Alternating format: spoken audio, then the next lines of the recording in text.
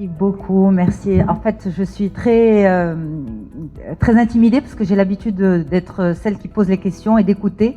Et là, il va falloir que moi, je parle de moi et c'est compliqué. Et en fait, en préparant le pitch dans ma tête, je me suis dit, OK, est-ce que je vais parler de Chevening? Est-ce que je vais parler de mon année en Angleterre en ayant laissé mes 2 filles, mon mari, mon foyer, ma vie, en fait, mon confort, revenir dans un petit studio d'étudiante, etc. Est-ce que c'est le lancement ensuite de Média Podcast? Est-ce que c'est le lancement de Femmes d'aujourd'hui? Est-ce que c'est le fait de finir aujourd'hui, demain d'ailleurs, c'est mon dernier examen, un MBA de l'École des Ponts, un exécutif MBA?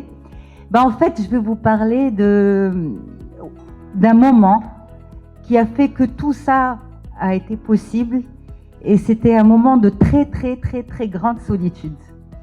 C'est en fait bien avant qu'il y ait l'histoire de la bourse ou de l'Angleterre.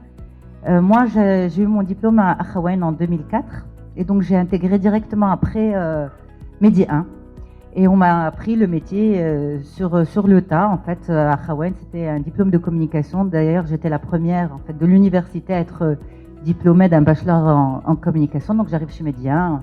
Je bosse pendant une dizaine d'années pratiquement, en français bien sûr, exclusivement.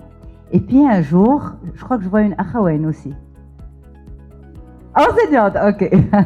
Akhawaïn aussi. Ok, actuellement. Ok.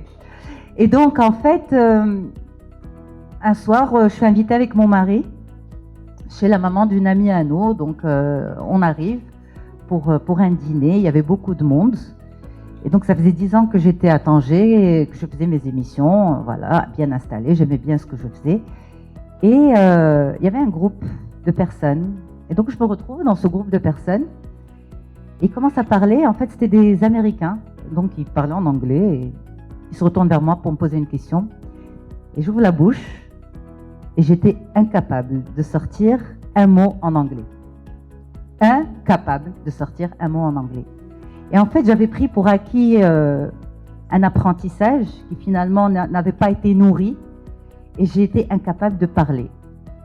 Et je me rappellerai toujours parce que, comme on dit, je me suis mise en retrait et je me suis dit, bon, tu y penseras plus tard. Je suis rentrée à la maison, le lendemain, je me réveille, ça ne me lâchait pas.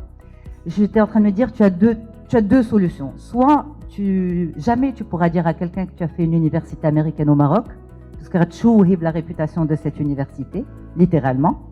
Ou bien, tu vas prendre ton courage à 2 mains et tu vas repartir au American Language Center. Tu vas faire profil bas et tu vas aller démarrer from scratch. J'ai pris quelques jours, même pas une semaine, et je me suis dit non, si tu veux, tu peux rentrer à l'American Language Center, mais sans dire que tu as fait Akhawaïn, mais tu y vas quand même et tu reprends from scratch. Et c'est ce que j'ai fait en fait. Je me suis inscrite dans un centre de langue. J'ai fait 1 an de cours du soir. Après, l'année d'après, j'avais fait 1 an de one-to-one. La 3e année, c'était avec une Américaine qui était sur place. Et pendant la 3e année, c'est là où j'ai appris l'existence de Chevening.